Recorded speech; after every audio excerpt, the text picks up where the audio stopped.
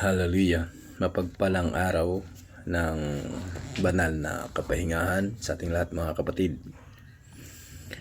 At ito na naman ang ating pagninilay-nilayan, mga salita ng ating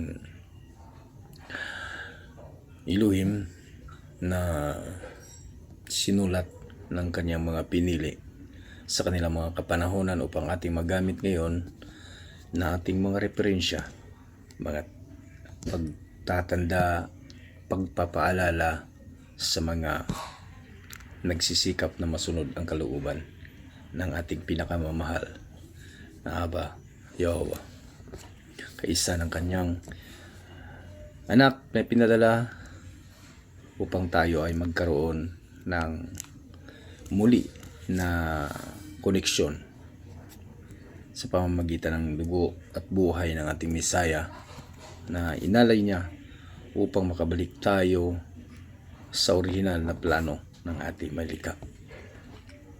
Kaya mga kapatid, ang ating pagsisikapan ay tuloy-tuloy nating pupuntiryahin, patuloy nating tatakbuhin ang track, ang daan na itinakda ng ating alahayam sa bawat isa sa atin. Kailangan nating makinig at patuloy na makikinig sa gabay ng banal na espiritu ng ating alahayam upang hindi tayo mapariwara, hindi tayo mawala sa kanyang kalooban. Dito sa Book of Hebrews chapter 12, meron tayong tatalakayin dito mga kapatid at pagninilay-nilayan. Ano ang paalala ng ating mga kapatid na mga Hebrews sa kanilang pagsusulat nito para sa ating kapakanan upang hindi tayo mapariwara, hindi tayo makalimot, hindi tayo magkaroon ng weariness, yung pagkalungkot, ano ba yun sa Tagalog, yung gikapuyan sa Bisaya, yung hindi tayo nanlulumo, hindi tayo nawawala ng pag-asa. Kaya ang sabi dito sa chapter 12 verse 1 tayo mag-uumpisa, "Therefore, since we are surrounded by so great a cloud of witnesses, let us also lay aside every weight and sin which clings so closely, and let us run with endurance the race that is set before us." Ito ang sinabi ng paunang paalala ng writer ng Hebrew. Sabi niya, datapot tayo mga kapatid ay napalibutan ng parang ulap o alapaap ng mga witnesses. Let us also lay aside every weight. Oo nga naman. Dahil bawat araw, bawat oras, bawat minuto, meron tayong nararamdaman na bigat. Lalong-lalo na nasa katawang lupa pa tayo. Patuloy tayong nakikibaka sa mga sitwasyon na pinapahintulot ng Ama sa atin. Remember, brethren, that this present world is our training ground. This is our training ground so that we can pass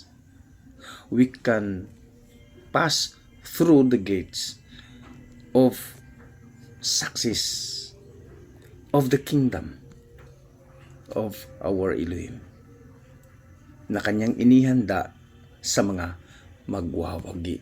Kaya sinabi dito ng writer ng Hebrew Let us lay aside every weight. Kumbaga, hindi natin hahayaan na ang bigat ng ating pamumuhay, physical, hindi ito magiging sanhi ng ating pag-atras, ng ating pagsuko, ng ating pagliliwaliw at pagsuko sa ating pananampalataya, sa ating alahayam. Dahil nasa training ground nga tayo. Tingnan nyo mga kapatid, ang buhay bilang sundalo o pulis, mga mandirigma, hindi yon kaagad nakatanggap ng reward, ng parangal, nang hindi sila dumadaan sa digmaan, sa pagkikipaglaban. Ngunit before, sa hindi pa sila isinasalang sa digmaan o sa anumang pakikibaka, meron mo nang tinuruan muna sila how to endure hardship.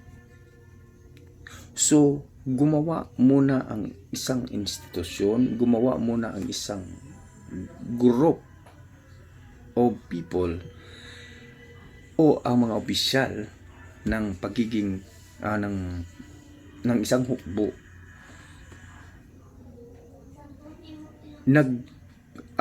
prepara. Meron silang prepare. Nagprepara sila ng isang training camp, training ground, so that the soldiers, yung mga sundalo na masasabak sa mga digmaan o anumang klaseng pakikibaka, ay magiging handa ito at karapat dapat ito. Kaya ganun din, kaya nakapagsabi dito si Pablo na doon sa mga taga-Korinto na mga mananampalataya na let us focus our fight, let us focus and let us fight the good fight of faith. Kailangang hindi tayo makikipaglaban, hindi tayo makikibaka, at hindi tayo makikipaglaban sa ating mga kaaway na walang katuturan. Yung para bang kung hindi tayo sure, para bang sumusuntok lang tayo sa wala, sumusuntok lang tayo sa hangin. Kaya yun ang sinabi. Kaya dito din sa sinabi ng writer ng Hebrew, kung ano mang bigat na nararamdaman natin, kung ano mang mga confusions na dumarating sa atin, let us lay aside, isit aside natin ito. Dahil ito ang magdadala sa atin ng panghihina. At tatama rin tayo. Kung ito na lang palagi at patuloy nating iisipin. So let us also lay aside every weight and sin which clings so closely, and let us run with endurance the race that is set before us. So meron na, di ba? Meron nang inihanda, meron nang nakahanda na race. Paligsahan, kung baga. Meron nang inihandang track in the field na tatakbuhan mo, dadaanan mo. So sabi niya, let us run with endurance So tatakbo tayo, lalakad tayo ng mayroong tinatawag na endurance. Ano ba sa Bisaya ito?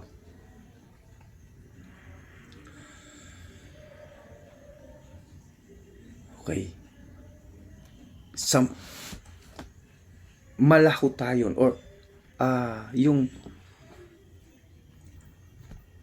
pagtakbo na may tawag dito,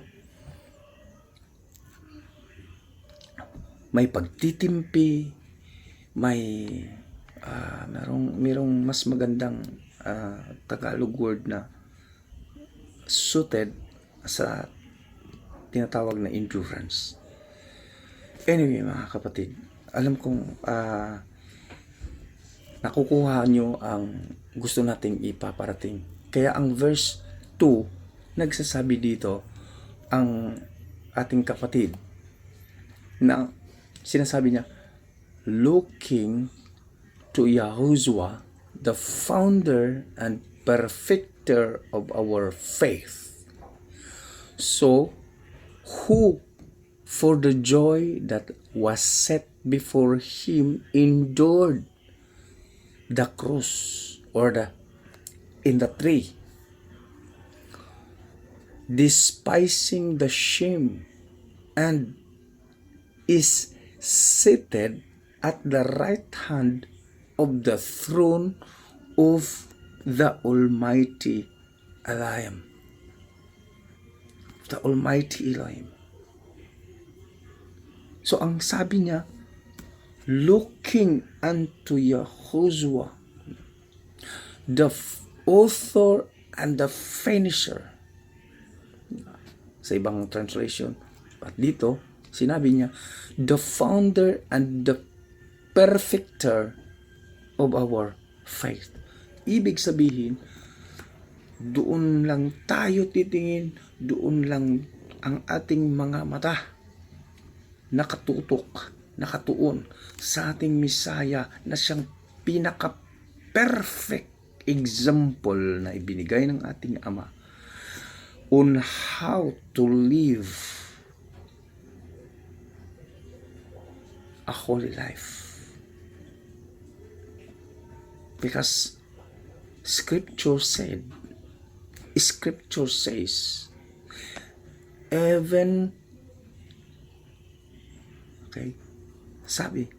even or before the creation of the world, you are chosen by Elohim to live in this earth in love. So, pare-pareho mga kapatid ang paalala ng ating mga nauunang mga ancestors, ng ating mga kapatid na nauuna sa atin sa kapanahunan ng Misaya, sa kapanahunan pa ni Moses. Pare-pareho ang kanilang pagpapaalala kung bakit story repeat itself. Yun ang sinabi ng ating isang magaling na patriarchs, si Solomon. Sinabi niya, what has been will be done again.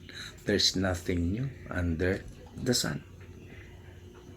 Kaya ang ibig sabihin, kaya paulit-ulit din at pare-pareho ang pagpapaalala ng ating mga ninuno dahil the adversary never changed his scheme.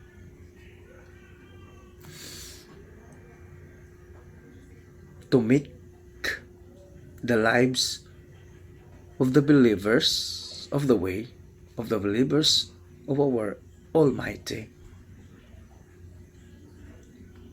ganun pa rin ang kanyang pamamaraan. Hindi man niya kayang kitilin ang mga buhay ng sino man nang hindi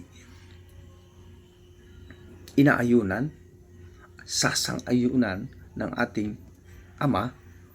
Kaya ang gagawin niya, hindi man niya yan magawa, gagawin na lang niya ang mga buhay ng mga mananampalataya na magiging miserable.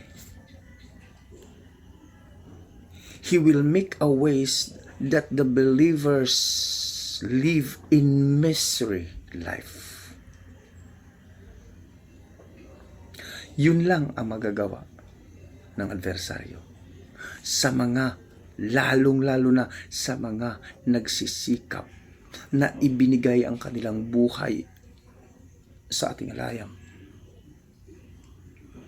Yan lang ang kanyang magagawa. Kaya mga kapatid, kailangan nating intindihin at kailangan nating alalahanin ang pangako ng ating layam mula't simula pa sa panahon pa ng ating mga patriarchs hanggang sa kapanahonan ng ating Misaya at ng mga apostoles. Ang Misaya nga mismo ang nagsasabi, walang sino man ang makakaagaw sa kanila sa aking mga kamay. No one can snatch them before my hands. That was the words of our Messiah. His promise to those who believes in Him. So malinaw mga kapatid, kailangan lang nating alalahanin yun. Kailangan lang nating gawin ang ating mga parte. We can make a difference in this earth. We can make a difference in our community by following and obeying and doing the will of our Heavenly Father.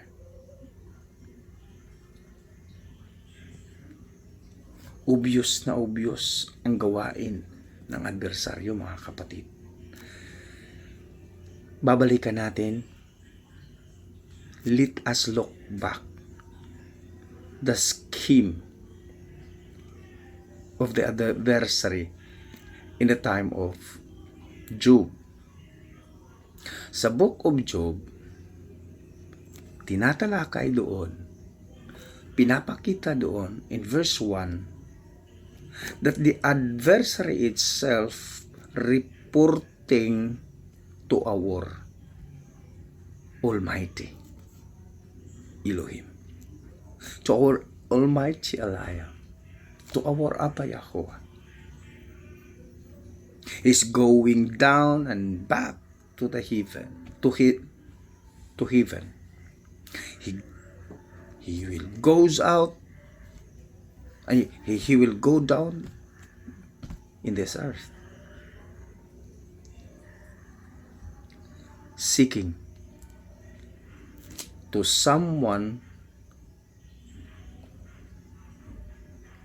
weak and being devoured, and seeking who will, kung sino ang kanyang madadakma, kung sino ang kanyang masasagpang. Kaya nga, naipapakita sa Book of Job, sa chapter 1, na nagre-report siya sa ating Ama. At kinukumusta siya ng ating Ama. O, kumusta ka na? Saan ka galing? Doon sa mundo. O, ano nakikita mo? So, i-report niya. Nakikita ko, si Brother Chirlito. Ano lang yan?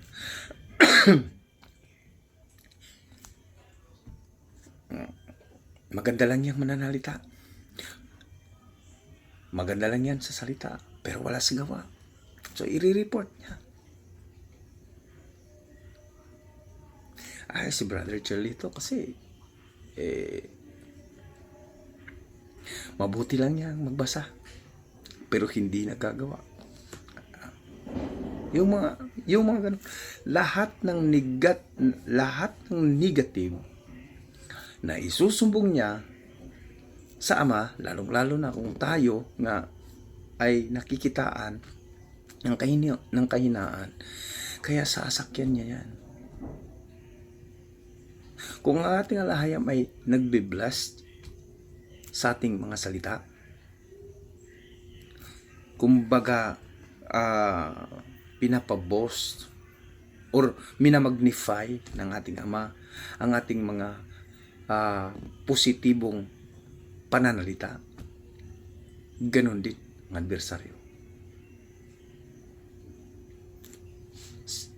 Sa kabaliktaran, kung tayo'y magsasalita ng negatibo, gagawin niya yan, iboboast din niya yan, imamagnify din niya yan. Kaya ang ating Misaya nagpaalala, nagbibitaw ng salita na sinasabi niya, kung kayo ay makikipag-usap sa inyong kapwa, kung anuman ang inyong napapag-usapan, ang gagawin mo lang, nasagot. Ang isasagot mo lang, oo o hindi. Kung hindi, hindi. Kung oo, oo. Dahil, beyond that, sabi ng Misaya, beyond that is evil. Bakit? Kung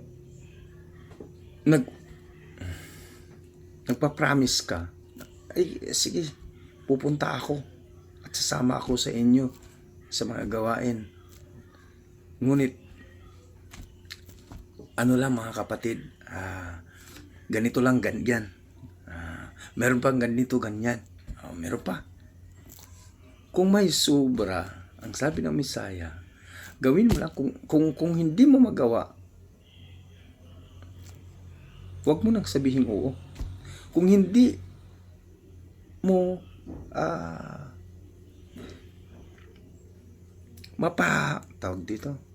kung hindi mo mapapanindigan ang inyong pag-uusap o anuman ang inyong mga pag-uusap, kung sa isip mo na hindi mo magagawa, huwag ka nang umuo.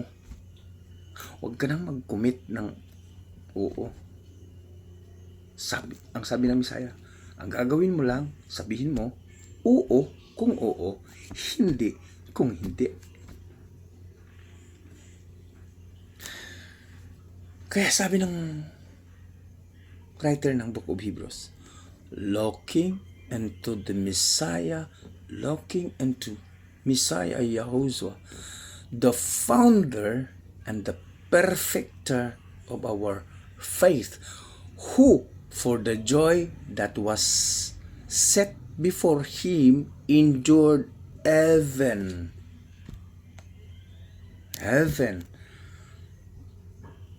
Tudok kung cross man yun ang pinapakuan sa kanya o straight lang nakahoy, ini-endure niya ang lahat ng mga kapaghatian, ang lahat ng pasakit, dinama ng ating Misaya. Kung sa Bisaya pa, giagwantahan sa Misaya ang tanan. He endured all the despising, the shame, lahat ng mga pagmumura na natanggap niya, tiniis niya. Ayun, nasambit ko rin. Okay, tiniis niya lahat ng mga iyon. Kaya nga, pagkatapos ng hardship, pagkatapos ng kanyang pagtitiis, pagkatapos ng kanyang pagtitimpi, pagkatapos niyang nag-obey, he is seated at the right hand of the throne of the Father. Yun din ang mangyayari sa mga mananampalataya na magtitiis, magbabata, na lumalakad sa kalooban ng ating alayam. In verse 3, consider him who endured from sinners such hostility against himself, so that you may not grow weary or faint-hearted. In your struggle against sin, you have not yet resisted to the point of shedding your blood. Tama. Tama, mga kapatid. Nagtitiis siya. Yung pagtitiis natin ngayon, hindi pa ito nakakapantay sa pagtitiis, sa tinitiis ng ating Mesaya on our behalf. Nagtitiis siya hindi dahil siya makasalanan. Inalipusta siya, dinuduraan siya. Lahat ng paghihirap na dinaanan ng ating Mesaya, not even a single wrongdoings na nagawa niya, kundi in our behalf. Nagtitiis siya ng dahil sa atin. Nagtitiis siya ng dahil sa karamihan. Pero tiniis niya. Sabi nga dito, in your struggle against sin, you have not yet resisted to the point of shedding your blood. Tama? Siguro, sino ba? Sino ba ang nakakaranas sa atin ngayon ng struggle, hardship in life, na umaabot na sa puntong nagpatulo na tayo ng dugo? Wala pa, di ba? Sa atin ngayon, wala pa. Maybe our ancestors, maybe yung ating mga nasusundan, ay, sorry for the word maybe, gagamitin ko to, I'm sure dumadaan sila. Kung babasahin natin ang history ng ating mga nauunang mga kapatiran sa panahon ng mga apostoles, there are so many brethren shedding their blood concerning their faith na ipinaglalaban nila. Tayo ngayon hindi pa umabot sa punto na ganun. Hindi pa nga tayo umabot sa punto na ganun.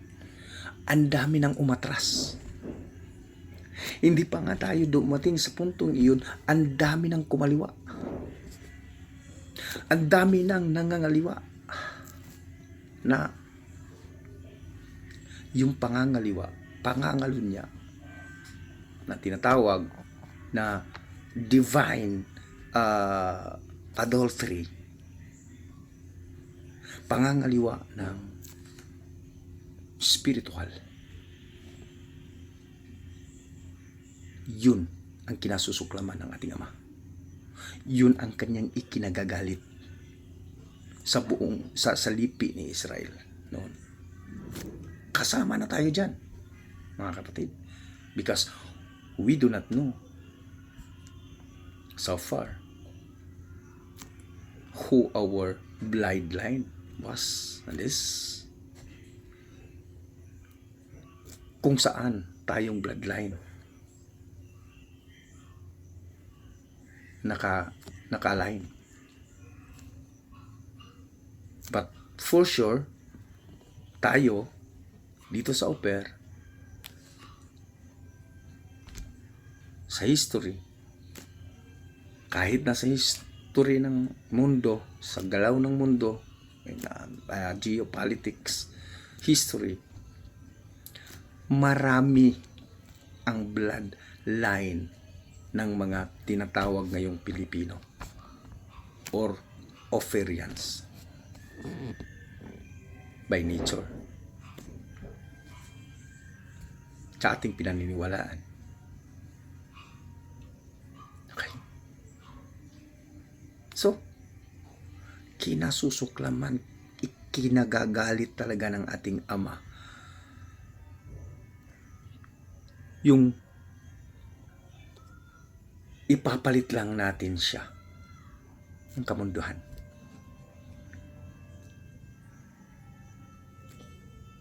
Sa mga anong bagay? Mga temporal na mga bagay. It is a spiritual adultery.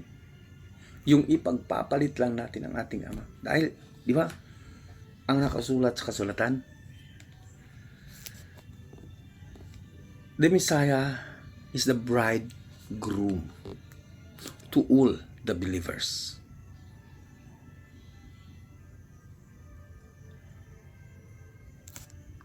Sa mga naniniwala, sa mga mananampalataya ng ating Ama, ng ating Messiah, they are called the bride. Ang iba sinasabi entourage. Dahil nga sabi ng ibang mga ngaral that the bride of the bridegroom, which is the Messiah, ang bridegroom ay ang Jerusalem, ang kaharian. Now, if okay, pagpalagay natin, yun ang pinaka-katotohanan. If the kingdom is the bride, or if the Jerusalem, the New Jerusalem, is the bride of our Messiah, who are those people na reside, makakapasok, or tawag dito, magiging citizen, magiging tauhan, magiging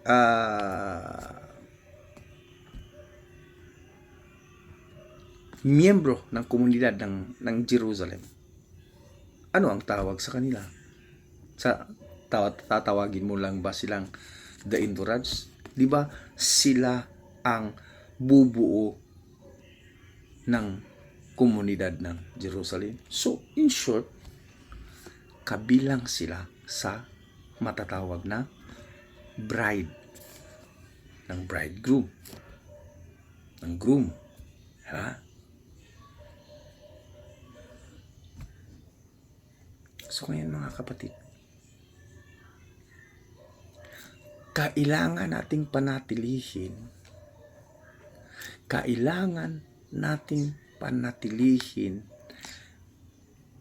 ang tawag dito, yung mga qualifications of being bride of the groom. Na yun nga ang pinapakita na sa huling kapanahonan, sa time na ipapatupad na ang kingdom, ibababa na ang kingdom ng ating alayam dito sa lupa for resetting all things. Nababaguhin na nga ang lahat. Kailangan nating mapanatili ang mga kalidad, qualifications ng makakapasok sa kaharian niya, and to be called children or the bride of our alayam. Kaya let us set aside the weight, our struggles, Ano lang yan, mga kapatid? Temporal. Ang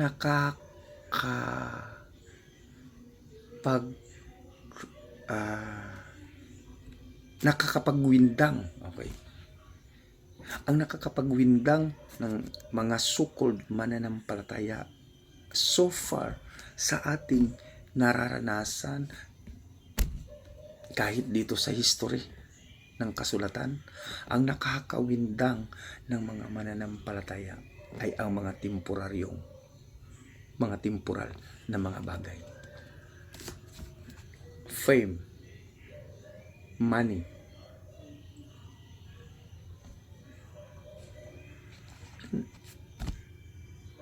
yun ang mga major na mga dahilan kung bakit nawiwindang ang tao na sumusunod, nagsisikap na sumusunod sa kalooban ng ating alayam.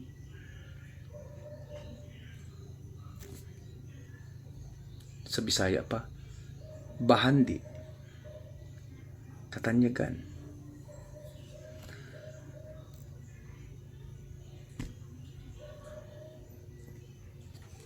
Pagkasikat.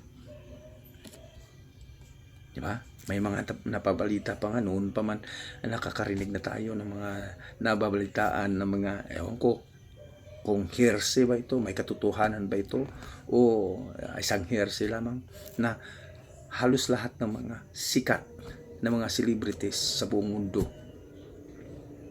may mga studies tayo dyan na nakikita, nababasa, na they are sold their souls to the adversary upang magiging sikat lamang sila, namely Michael Jackson at iba pang mga sikat na mga celebrity. Ewan ko kung may katotohanan ang mga yon. Maybe, siguro, pero kung nakikita naman natin ang kanilang mga buhay, parang makapagsabi din tayo, baka nga, no? Totoo. Dahil, kung titingnan natin ang kanilang mga buhay, ang daming mga celebrities, mga kapatid, na nagpatiwakal. Ang daming mga sikat na tao na they are end their life.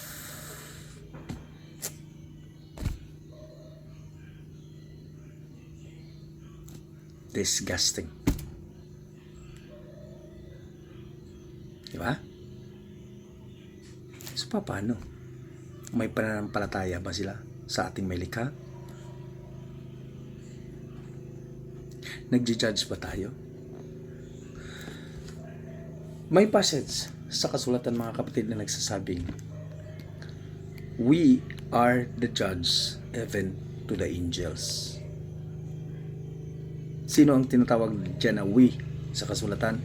Yung mga taong tapat na nagsisikap or tapat at nakarating sa finishing line sa paggawa ng kalooban ng ating alayam.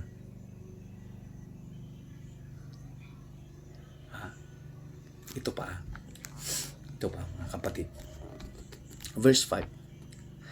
And have you forgotten the exhortation that addresses you as a sons? O, ito na. This is not a claim. Hindi tayo nag-claim nito. Kasulatan ang nagsasabi nito. So, nasa sa atin kung isa ba tayo sa tinutumbok ng kasulatan ito. Ito ang nasusulat. And have you forgotten the exhortation that addresses you as a sons? Sabi ng kasulatan, sabi ng Ama, doon sa Old Testament pa lamang, mga kapatid, sa Book of David, Book of Solomon, at iba pang mga propita, ito ang kanyang declaration. My son, do not regard lightly the discipline of the Almighty, of Yahuwah, nor be weary when reproved by Him. For Yahweh disciplines the one he loves and chastises every son whom he receives. Hallelujah. So itong paalala, ito ang salita na pinapaalala sa atin ng Ama. Sabi niya, my son. Sabi niya, aking anak, huwag mong ibaliwala ang pagdidisiplina ko sa inyo, sa iyo. Huwag mong baliwalain ang pagdidisiplina ko sa iyo. Or, wag, sorry, nakakaranas tayo ng pero hindi ito makasasagabal sa ating paggawa sa kalooban ng ating alahayam. Sabi niya, anak ko, wag mong ibaliwala ang pagdidisiplina ko sa iyo, sabi ng ating alahayam. Or, do not be weary.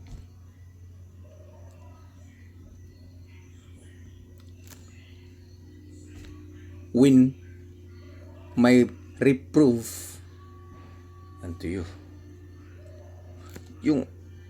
Yung pagpalo ko sa iyo. Huwag kang mangala. Ano ba yun? Weary sa sa Tagalog, mga kapatid. Sorry. Huwag kang madismaya. Don't be weary when reproof of Elohim mararanasan mo. Sabi niya sa verse 6, for Yahweh disciplines the one he loves. Hallelujah. And chastises every son whom he receives.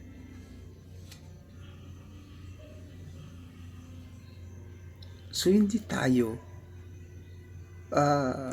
madidismaya kung nakakaranas tayo ng palo. Kailangan natin mag-reflect. Yun ang kailangan nating gawin. That we are or we must be reflective.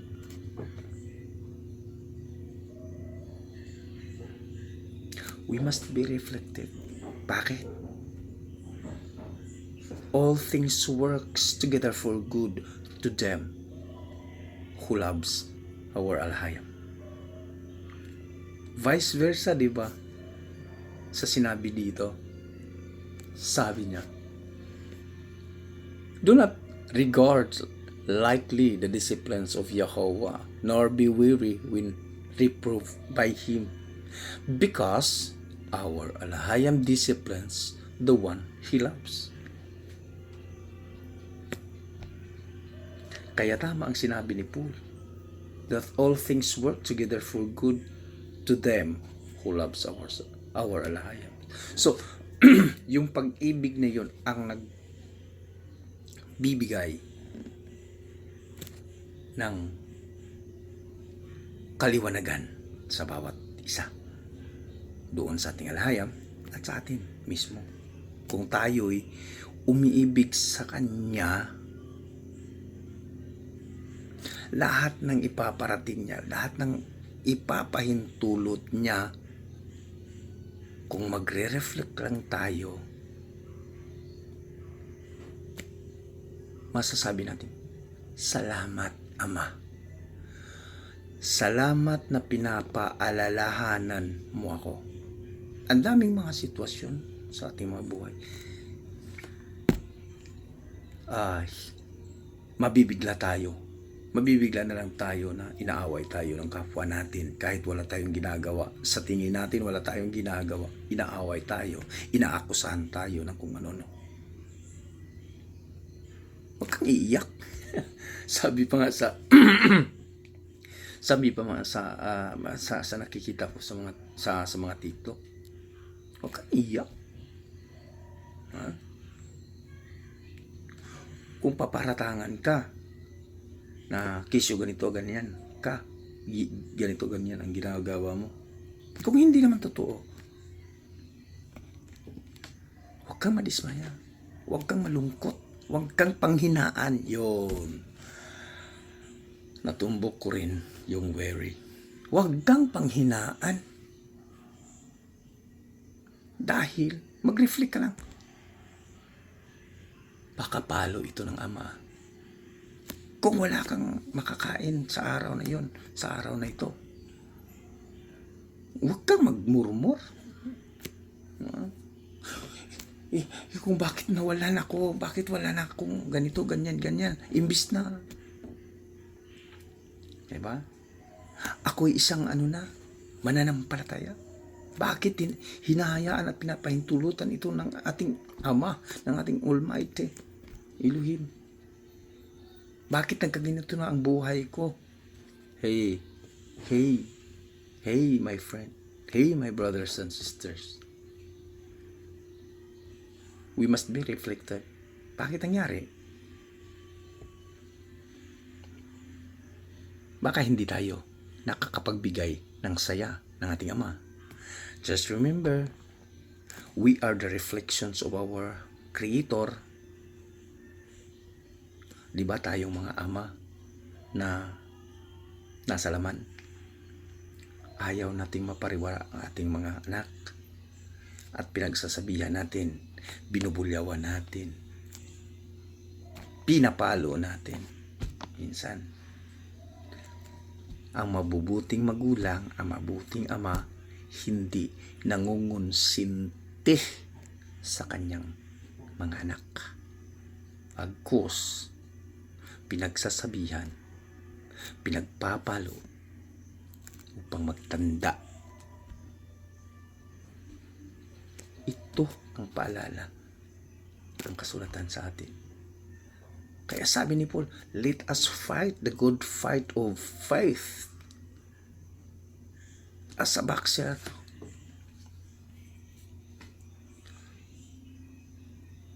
we do not make our moves nothing. Na susuntok lang tayo sa hangin. Hindi. Kailangang may matamaan. Kung sa shooting naman, kailangan we aim properly so that we na matamaan natin ang target. So we must fight the good fight of faith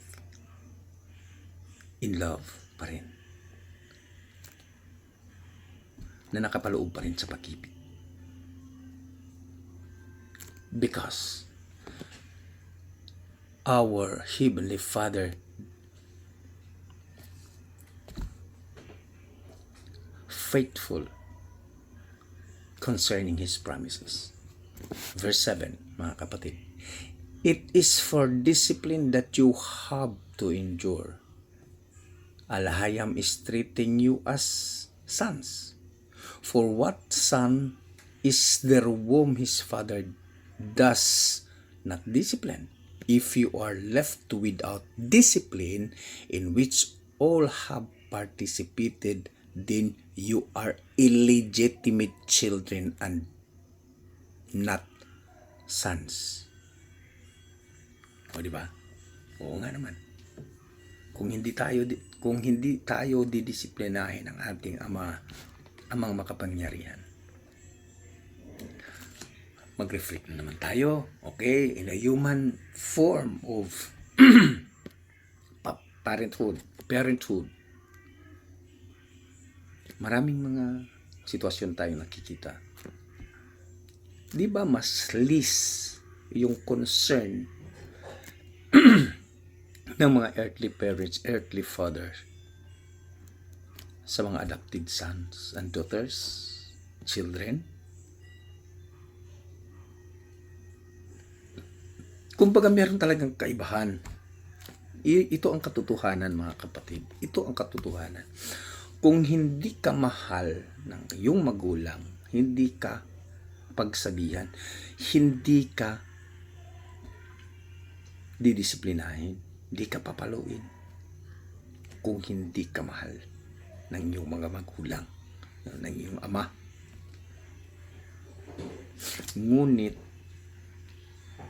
kung ikay mahal ng iyong ama, ayaw niyang mapariwara yung buhay mo. Kaya, patuloy siyang mangangaral sa iyo, patuloy kanyang paalalahanan, pagsabihan, at kung hindi ka makinig, darating sa punto na ikay papaluin niya upang ikay magtanda. Kaya mga kapatid, anuman ang pangyayari na pinapahintulot ng ama, we must be reflective talaga. Kailangan nating mag-reflect. Kung bakit may mga napariwara, makakapagtanong tayo, Brother Chilito, Brother Noli, masasabi man natin na yung mga nakikita natin na para bang kumakalas sa pananampalataya ng ating ama, they are legitimate children. Hindi pa rin tayo makakapaghusga sa kanila.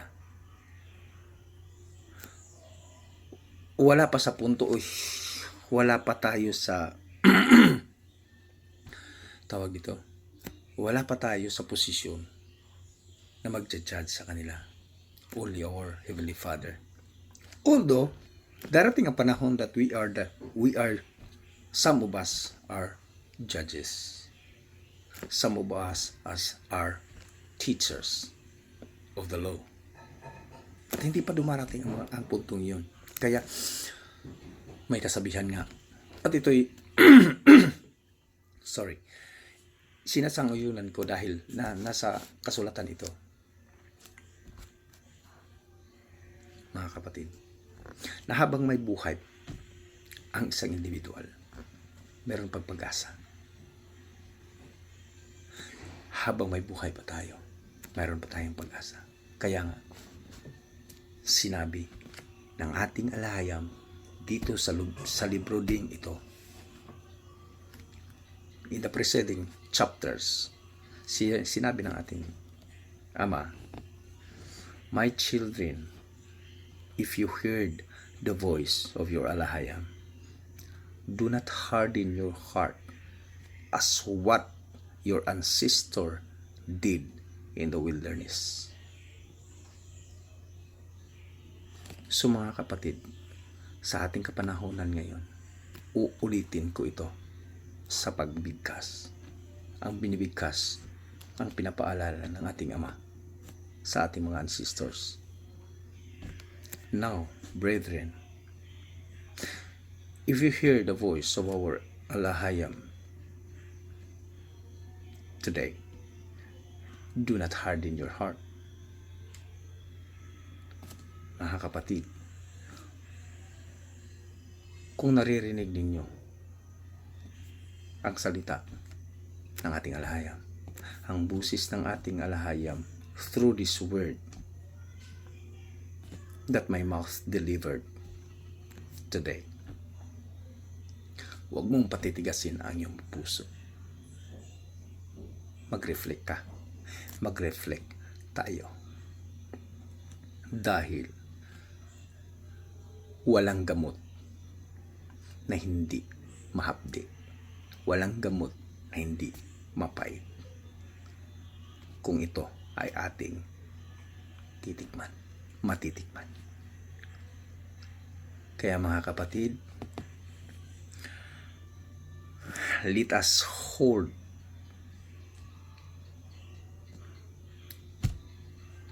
at tatayo tayo, manindigan tayo sa ating pananampalataya, sa ating alahayam.